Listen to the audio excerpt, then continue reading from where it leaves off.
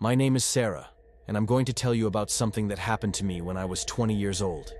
Something that still keeps me awake at night, even 15 years later. I'm blind, have been since birth, but let me tell you, sometimes, not being able to see can be a blessing.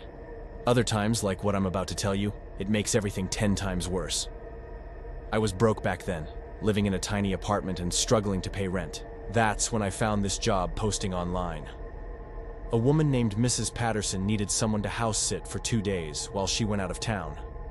The pay was incredible. $500 just to watch her cat and make sure nothing happened to her house. The catch? The house was way out in the woods, about an hour drive from the city. Mrs. Patterson picked me up herself. She was probably in her 50s, spoke with this really tired voice like she hadn't slept in weeks. During the drive, she told me she was going through a messy divorce and needed to meet with lawyers in another city.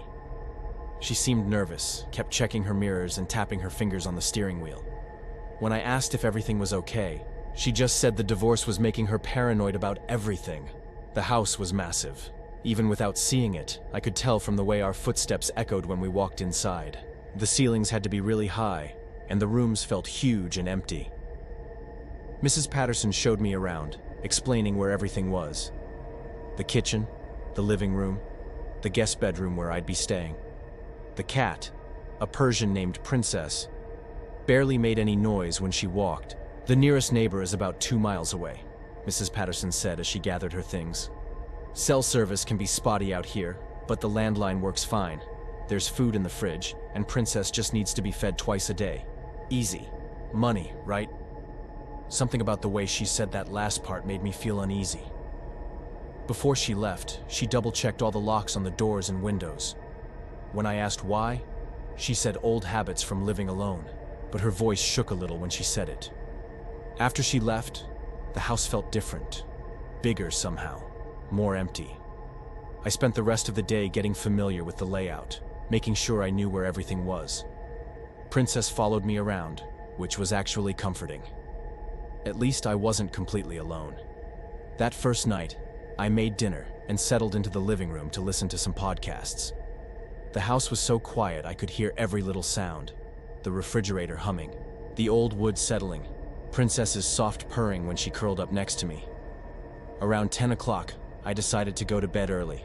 The guest room was at the back of the house, and the bed was incredibly comfortable. But as I lay there trying to fall asleep, I started to feel like something was off.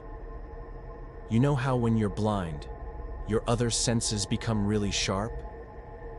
Well, mine were telling me that something wasn't right about this place. The silence felt too heavy, too complete. Even Princess seemed restless, moving around the house instead of settling down for the night. I told myself I was just being paranoid because I was in a new place. Mrs. Patterson had seemed genuinely nice, if a little stressed. The job was legitimate. She'd paid me half up front through a secure online platform. There was no reason to be nervous. But deep down, I couldn't shake the feeling that Mrs. Patterson hadn't told me everything about why she needed to leave town so suddenly. I woke up around 3 in the morning to the sound of Princess meowing. Not her normal meow. This was different, more urgent. She was somewhere near the front of the house, and she sounded upset about something. I got out of bed and felt my way down the hallway, calling her name softly. "Princess, what's wrong, girl?" She kept meowing, and I followed the sound to what I thought was the living room. When I got there, she was right by the big front window.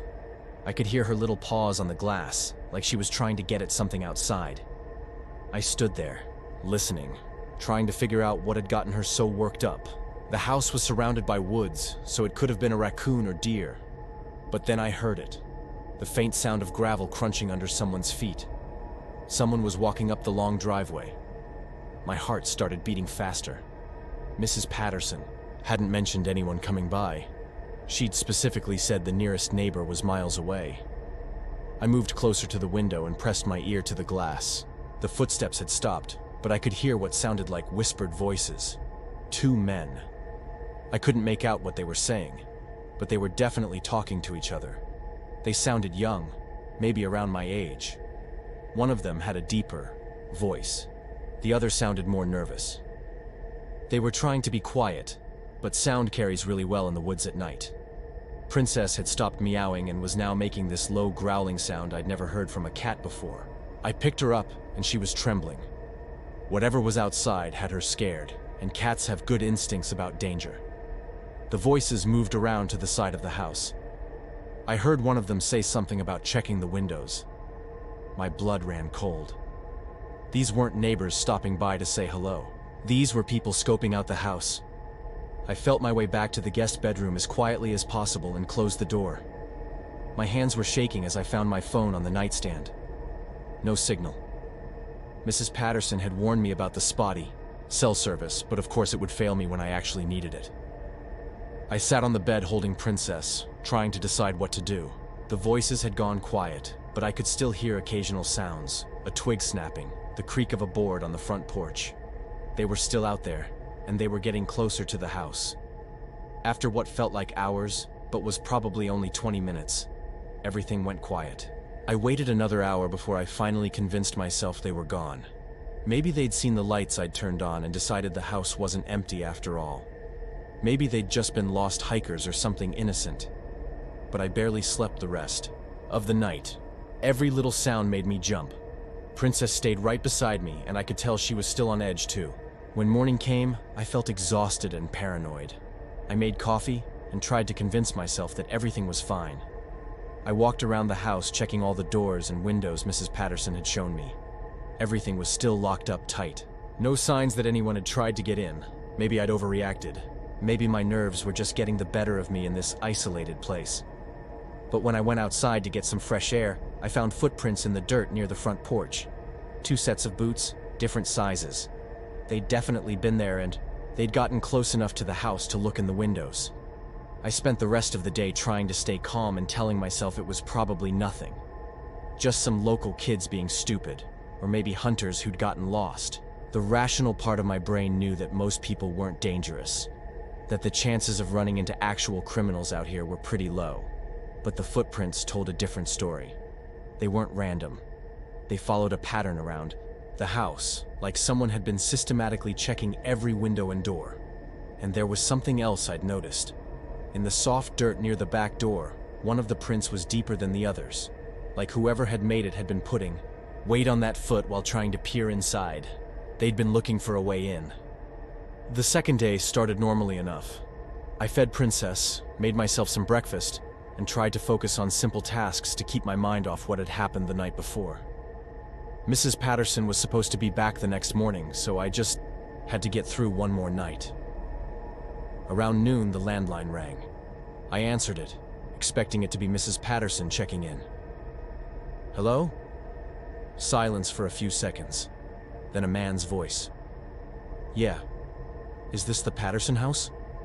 Something about his tone immediately put me on edge. He sounded like he was trying to disguise his voice, making it deeper than normal. Who is this? I asked.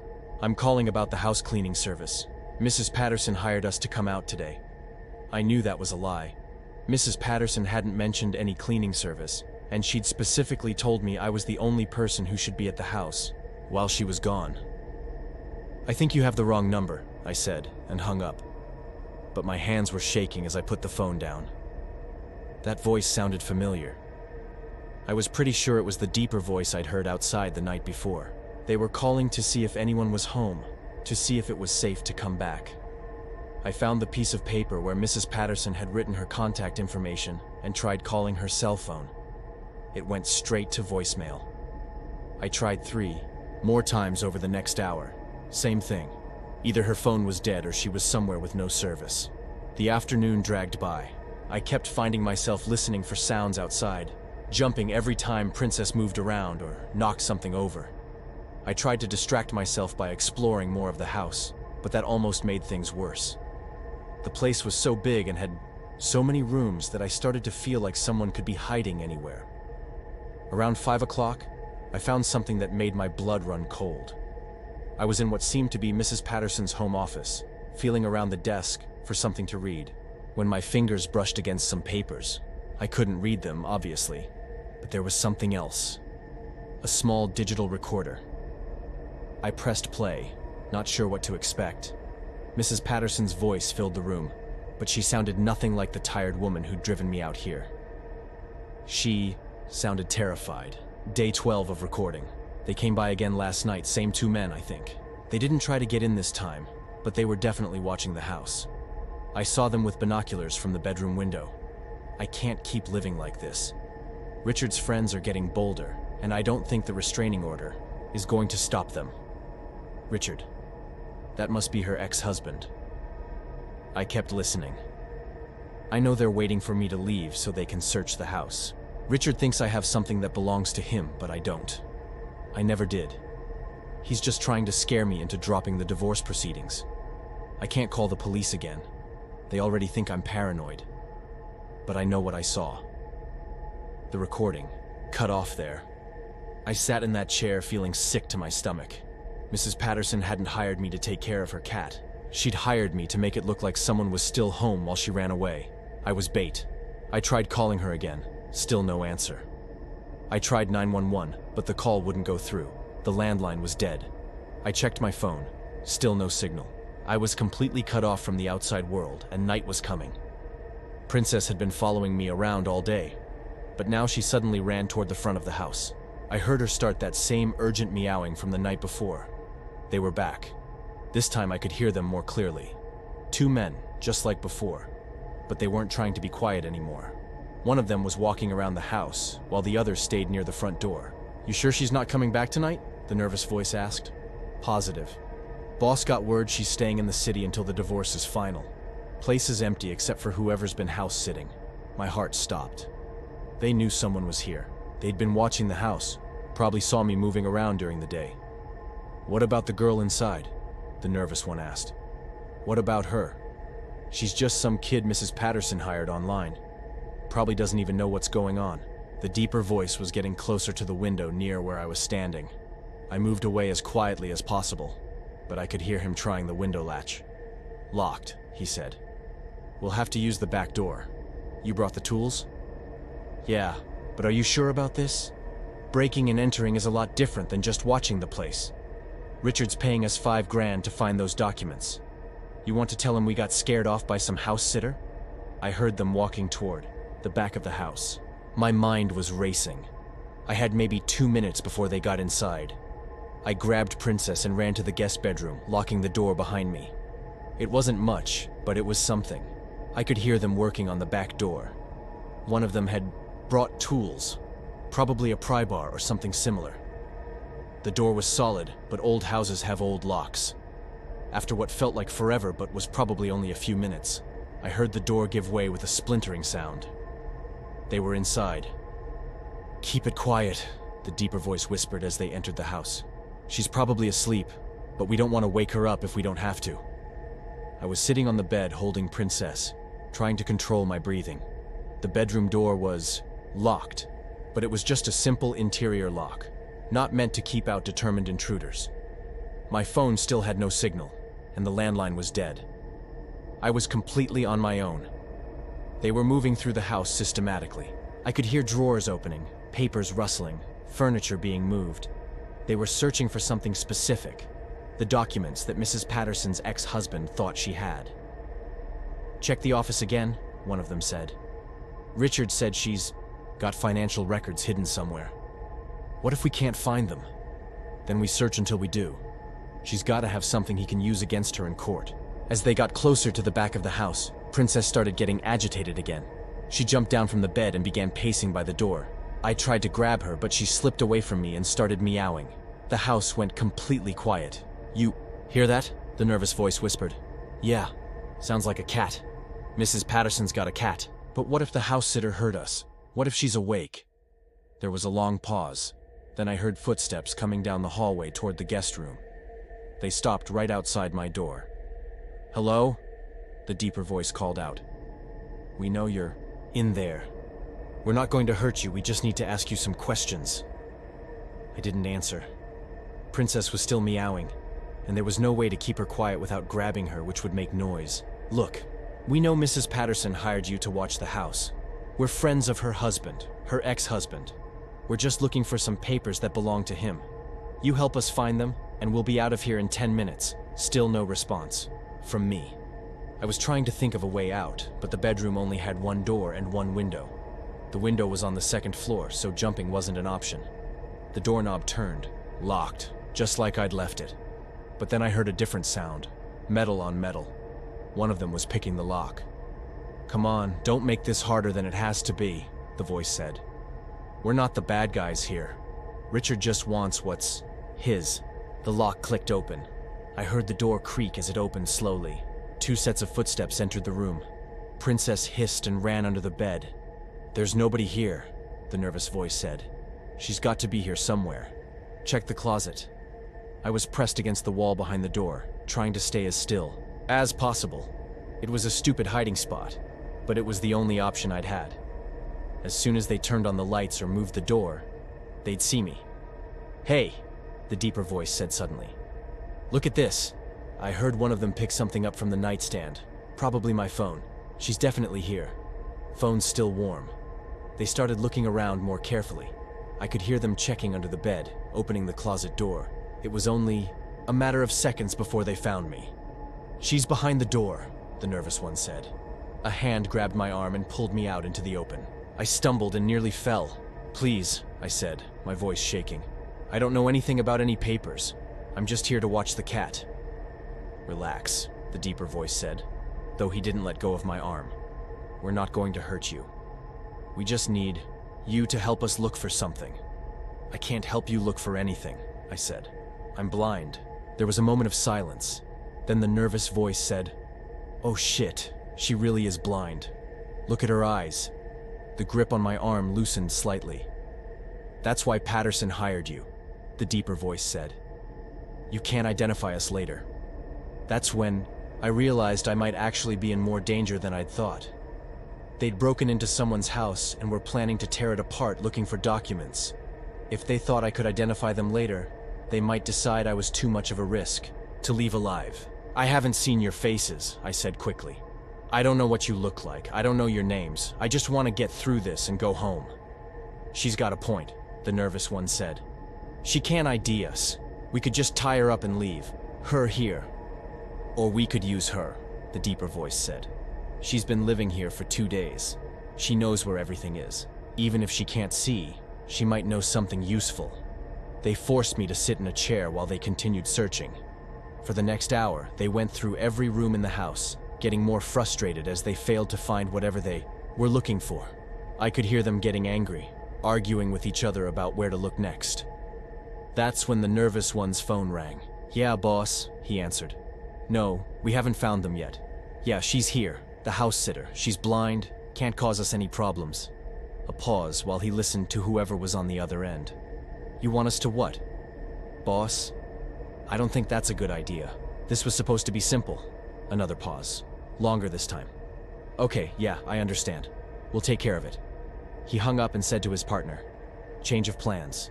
Richard wants us to send Mrs. Patterson a message. Make sure she knows what happens to people who don't cooperate." The deeper voice was quiet for a moment, then said, "What kind of message?" "The permanent kind."